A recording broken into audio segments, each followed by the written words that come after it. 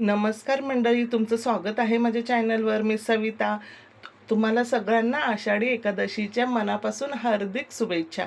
तर आता आहे ना, एक साईडला बटाटे मी उकडत ठेवले कुकरमध्ये आणि एक साईडला इथे साबुदाणा असा गरम करून घेतला, म्हणजे भाजायचा नाही, फक्त तो कडक झाला पाहिजे. आणि इथे हिरवी मिरची ना मिक्सरला दळून घेतली आणि लगेच आता साबुदाणा आहे ना आपल्याला बारीक वाटायचं आहे, कारण की याचं पीठ करायचं आहे. आणि आता बघा, ह्या पद्धतीने मी साबुदाण्याचं पीठ केलं, ते मिक्सरला दळून त्याला गाळणीने गाळून घेतलं.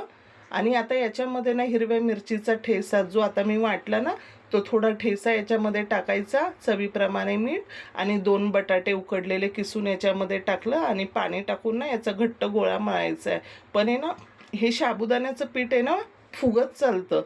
आता आहे ना बघा, हे जेवढं होतं ना त्याच्यापेक्षा जास्त फुगलं. पाणी टाकून टाकून याला व्यवस्थित मळायचं. याला पाणी पण जरा थोडं जास्त लागतं.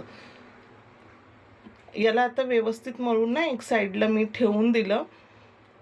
म्हटलं आता दरवेळेस आपण साबुदाण्याची खिचडी, भगर वगैरे खातो ना, म्हणून म्हटलं चला ह्यावेळेस वेगळं ट्राय करूया. मी पहिल्यांदाच ट्राय केलं. खायला खरंच खूप अप्रतिम लागले.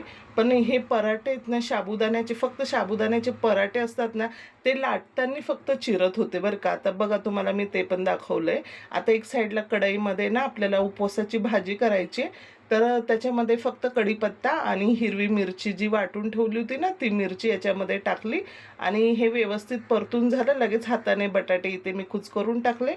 चवीप्रमाणे मीठ टाकलं, कारण उपवासाचे म्हणून यात मी दुसरं काही टाकलं नाही. आणि व्यवस्थित हे परतून परतून घेतलं.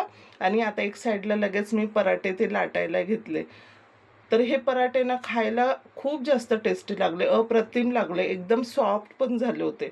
आता हाताने असा गोळा करून घ्यायचा व्यवस्थित आणि लाटायचे. फक्त लाटताना ना हे चिरतात आणि चिरतात ना, मग आपल्याला गोल शेप पाहिजे म्हणून मी असं ताटाने त्याला गोल शेप देऊन देऊन असे पराठे बनवले आणि सगळ्यांनी घरात एन्जॉय केले आज.